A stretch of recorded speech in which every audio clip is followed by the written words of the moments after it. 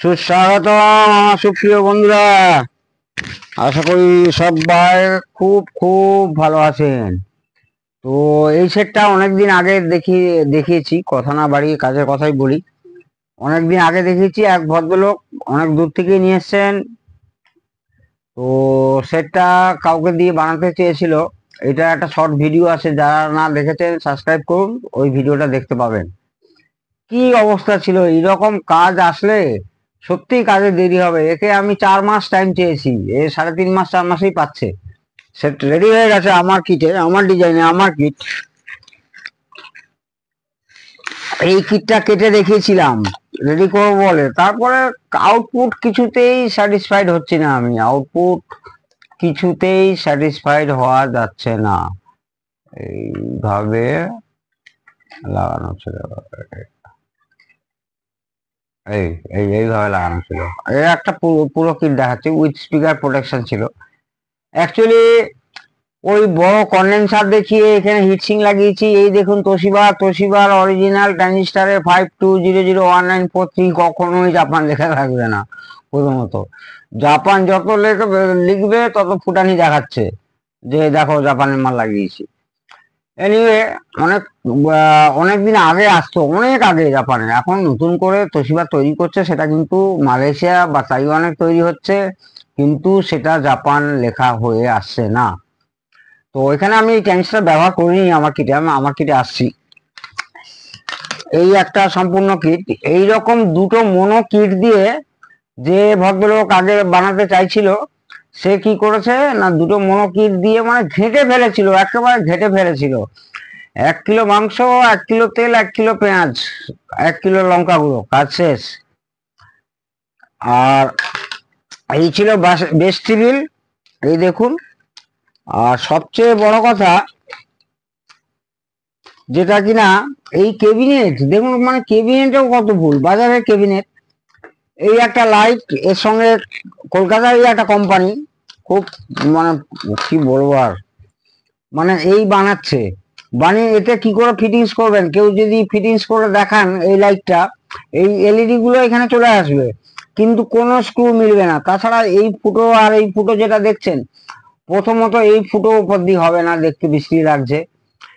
দ্বিতীয়ত, এর পেছনের যে পাত্রা, সেখান থেকে ফুটো হতে হতো, তাও মিলছে না। এখানে একটা, দুটো, এই তিনটে হোল করে রেখেছে, অর্থাৎ ফুটো করে রেখেছে, সেই ফুটোর সঙ্গে কোনো মিল নেই। যে ভদ্রলোক লাগিয়েছিল কোন রকম এরকম ঠেকিয়ে, তারপর এরকম কোন রকম করে, এই যে কোন রকম আসছে, মানে এটা আমাকে কাটাকুটি করতে হবে এগুলো, মানে কি।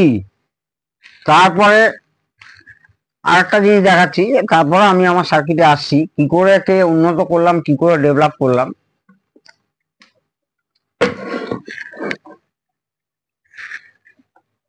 ক্যাবিনেটে কত ভুল দেখুন, অথচ মানে বেশ ভালো দাম নেয় এই কোম্পানিটা, মানে উল্টো পাল্টা দাম নেয়। এইখানে একদম এই যে স্পিকার কানেক্টর গুলো, এইগুলো একদম ছোট সরু, মানে লাগিয়ে রেখেছিল একদম সরু।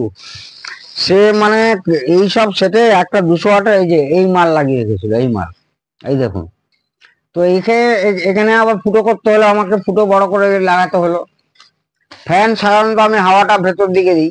আর সবচেয়ে বড় কথা দেখুন, সুইচ আছে ডান দিকে, এইখানে সুইচ আছে, এই জায়গাটা সুইচ আছে, মেন সুইচ, মানে আপনার এই এর পাওয়ার সুইচ, এই amplifier power switch, main cord আর ফিউজ এইখানে।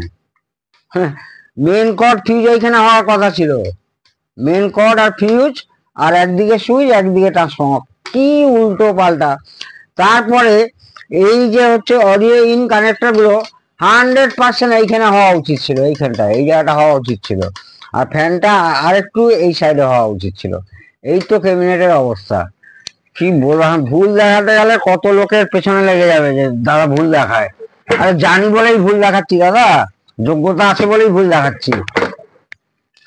আর সত্যি কথা, আপনারা, আমার ভিডিওটা করার একটাই উদ্দেশ্য, আপনারা যাতে এইভাবে না ঠকেন। তারপরে একটা এগুলো ফিনিশিং, সামনে এখানে কি একটা ভলিউম লিখে দিল, আর এইটা তো মাস্টার ভলিউম গেল, এটা কিসের ভলিউম, মাইকের ভলিউম না কি কি জানি, আমি বুঝতে পারছি না। হতে পারে মাইকের ভলিউম। আমি একটা পাগারিয়ার ভালো ব্লুটুথ ডিকোডার লাগিয়েছি, এবার ভেতরটা দেখাচ্ছি। আগে ট্রান্সফর্মার সম্পর্কে বলি। ট্রান্সফর্মার অযথা একটা অ্যালুমিনিয়ামের ফালতু ট্রান্সফর্মার বানিয়েছে, দেখতে এত বড় লাগছে, এসব বাজারিয়া মাল, বাজারের মাল হলেই এই অবস্থায় হবে। এত বড় এরকম ট্রান্সফর্মার দরকার নেই এখানে। এত বড় ট্রান্সফর্মারটাকেও আমি মেপে দেখলাম 6 অ্যাম্পিয়ারের বেশি, মানে নিতে গেলেই একদম শুয়ে পড়ছে, কান্দাকান্দি আরম্ভ করছে, কেঁদে ফেলছে ট্রান্সফর্মার। 6 অ্যাম্পিয়ারের বেশি দিতে পারছে না। অথচ যে কোনো লোক দেখে বলবে এটা 8 থেকে 10 অ্যাম্পিয়ার, 12 অ্যাম্পিয়ার হতে পারে। টোটাল অ্যালুমিনিয়াম কয়েল দিয়ে তৈরি করা। এত জায়গার দরকার ছিল না, আরো সুন্দর ক্যাবিনেট কিনতে হতো, আরো ছোট ট্রান্সফর্মার ভালো করে ভালো কপার দিয়ে বানিয়ে নিতে হতো। আচ্ছা, ট্রান্সফর্মার আউটপুট করেছে হচ্ছে 15-0-15, জীবনে লাগবে না। এইখানে আবার একটা সে 12-0-12 আবার একটা এমনি ট্রান্সফর্মার ব্যবহার করেছিল, সেই ট্রান্সফর্মারটাকে কিন্তু আমি হাঁটিয়েছি। আমি মানে এই ট্রান্সফর্মার আবার একটা 12-0-12 ছোট ট্রান্সফর্মার, কি কোথায় কি করতে চাইছে বোঝা বড় মুশকিল, কি করতে চাইছে। যাদের এই ট্রান্সফর্মারটা ফেলে দিলে তো সবই ফেলে দেওয়া হলো, কারণ কাস্টমারকে তো বাঁচাতে হবে আমাকে। সেই জন্য ওই ট্রান্সফর্মারটাকে রেখে 30-0-30 টাকা আমি নিয়েছি আমার এই দুর্দান্ত মানের অ্যাম্পলিফায়ারে। এইখানে যদি দেখতে অসুবিধা হয়, এখানে আর একটা তৈরি চলছে দেখুন। এইটা অ্যাম্পলিফায়ারটা ড্রাইভারটা এমন করেছি যেটা হচ্ছে 100 watt plus 100 watt, 200 watt plus 200 watt. অবশ্যই আউটপুট ট্রানজিস্টারকে বাড়াতে হবে এবং ড্রাইভার ট্রানজিস্টার সিলেকশন আলাদা করতে হবে, কিছু রেজিস্ট্যান্সেরও পরিবর্তন করতে হতে পারে, কিন্তু কোনো কাটাকাটি ছেঁড়াছেড়ি হবে না। আচ্ছা, 300 প্লাস 300, 400 প্লাস 400, 500 প্লাস 500 সবই হবে। সেটা বাদ দিন, 200 প্লাস 200, 250 প্লাস 250 করলেই সবচেয়ে ভালো হয়, যেটা কিনা আমি এখানে করেছি। এই সেম কিটেই দেখাবার চেষ্টা করছি বন্ধুরা। এইখানে হিটসিং দেখুন, এর 200 ওয়াটের হিটসিং দেখুন, এই যে 4টে ট্রানজিস্টার আগে যে লাগিয়েছিল, আর আমার হিটসিং দেখুন এক একটা চ্যানেলের, এই একটা 200 ওয়াট, এই একটা 200 ওয়াট। আচ্ছা, ট্রানজিস্টার কি ব্যবহার করেছি? ট্রানজিস্টার ব্যবহার করেছি যেটা পায়োনিয়ার অরিজিনাল ব্যবহার করে, কিংবা ডেনন মানে ডেনন আজকে থেকে 10 বছর আগে যা ট্রানজিস্টার ব্যবহার করেছিল বা করে এসেছে, এখনো সেম ডেনন। গেল বছরের সেট খুললেও দেখবেন সেম ট্রানজিস্টার, সেম। এর নাম্বার হচ্ছে 1560, আর একটা হচ্ছে আপনার 2390, D2390 ইনবিল্ট কালেক্টর, আর বেস কালেক্টর বেসে রেজিস্ট্যান্স করা আছে, এরও ইনবিল্ট রেজিস্ট্যান্স আছে, এরও ইনবিল্ট রেজিস্ট্যান্স আছে। অর্থাৎ কিনা মাল্টিমিটারে মাপার সময় কিন্তু আপনাকে যেভাবে আপনারা সাধারণত ট্রানজিস্টার মাপেন, আউটপুট ট্রানজিস্টার, সেইভাবে মাপবেন না, একটু অন্যরকম মাপতে হবে। কারণ অন্যরকম না মাপলে আপনি ভাববেন যে ট্রানজিস্টার গুলো হয়তো খারাপ আছে, শর্ট দেখাচ্ছে কেন। কারণ কি, এর ইন্টারনালি রেজিস্ট্যান্স আছে, বারবার বলে দিচ্ছি। তার জন্য এর বেস যে কারেন্টটা HFE অনেক বেশি হাই, অনেক হাই, মানে অসাধারণ ট্রানজিস্টার, অসাধারণ ট্রানজিস্টার। এর কোনো না হচ্ছে ডুপ্লিকেট, না হচ্ছে কিছু। কারণ কি, কয়েকটা কোম্পানি, মানে পায়োনিয়ার, ডেনন এক চেটিয়া, আজ 10 বছর আগে যা দেখেছি এখনো তাই দেখছি, এই সেম ট্রানজিস্টার ব্যবহার করে যাচ্ছে। তো আমিও সেম ট্রানজিস্টার ব্যবহার করছি এখানে। আর এই যে সাদা রেজিস্ট্যান্স গুলো দেখতে পাচ্ছেন, এইখানে হচ্ছে এমিটারকে, এখানে মেনলি এমিটার আউটপুট করা হয়েছে, সব এমিটার এই 0.22 ওহমস বা 0.33 ওহমস বা 0.25 ওহমস দিয়ে সব এমিটারকে কমন করা হয়েছে। কমন করার পরে এক একটা চ্যানেলকে ভাগ করা হয়েছে, একটা এনপিএন একটা পিএনপি। অর্থাৎ কিনা এখানে দুটো এনপিএন দুটো পিএনপি, এখানে দুটো এনপিএন দুটো পিএনপি ব্যবহার করা হয়েছে।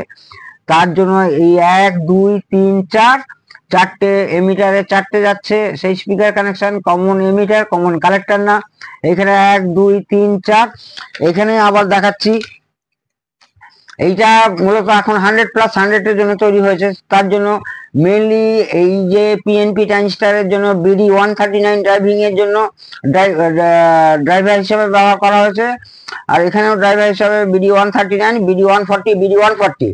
সেখানে কিন্তু এখানে উল্টো করেছি, মানে কি, অর্থাৎ কিনা কারেন্ট বেশি, ভোল্টেজ বেশি যে ট্রানজিস্টার, সেই টিআইপি সিরিজের বন্ধুরা আপনারা মনে হয় অনেকেই জানেন, এটা টিআইপি সিরিজের ট্রানজিস্টার ব্যবহার করা হয়েছে, পরিষ্কার দেখতে পাচ্ছেন। এর প্যাকেজ BD139, BD140 প্যাকেজ আলাদা, ওর প্যাকেজ কিন্তু সম্পূর্ণ আলাদা। টিআইপি সিরিজের একটা ইনস্টা দেওয়া করা হয়েছে, কারণ কিনা ওয়াট বাড়ার জন্য। টিআইপি 42C, টিআইপি 41C, একটা এমপিএন একটা পিএনসি। বেস টিভি বোর্ডটা দেখতেই পাচ্ছেন। আর এইখানে এই যে কানেক্টর সমস্ত এলকন লাগানো হয়েছে, এলকনও এমন কোনো আহামরি মানে পট না, এখন পাচ্ছি না তাই লাগাচ্ছি, নাহলে আমি সাধারণত ইম্পোর্টেড পটই লাগাই। অনেকদিন বাইরে যাওয়া হচ্ছে না, এর মধ্যে যাবো তো। এলকনও কিন্তু খুব ভালো পট না। এই যে এইভাবেই লাগানো হয়েছে, এই দেখুন এইভাবেই এসছে, এইভাবেই লাগানো হয়েছে, এইভাবে প্রত্যেকটা খেয়াল করুন। এইখানে কিন্তু প্রত্যেকটাতেই একই সেম ডিজি সব লেখা আছে। এতে কি হয়, পট লাগানো সুবিধে, পাল্টানোর সুবিধে, সবকিছু রিপেয়ারের থেকে আরম্ভ করে সবকিছু সুবিধে। আর কি অবস্থা ছিল, এখান থেকে এখানে তার, এখান থেকে এখানে তার, ওখান থেকে এখানে, মানে সে কি বলবো, পাখির বাসাও ওর থেকে ভালো হয়, এত খারাপ। এখনো আমারও ওয়ারিং বাকি আছে, আরো গোছাতে হবে, তবে অনেকটা রেডি হয়ে গেছে প্রায়। আর লাইটটা কিভাবে লাগাবো আমি জানি না, তাহলে সামনে ফুটো ফাটা করতে হবে, আমার আর খাটতে ইচ্ছে নেই। আর অযথা বেশি কন্ডেন্সার হাই করবেন না। এইখানে আমি লাগিয়েছি 10,000 10,000 মাইক্রোফ্যারাড 63 ভোল্ট, দুটো, একটা নেগেটিভ একটা পজিটিভের জন্য।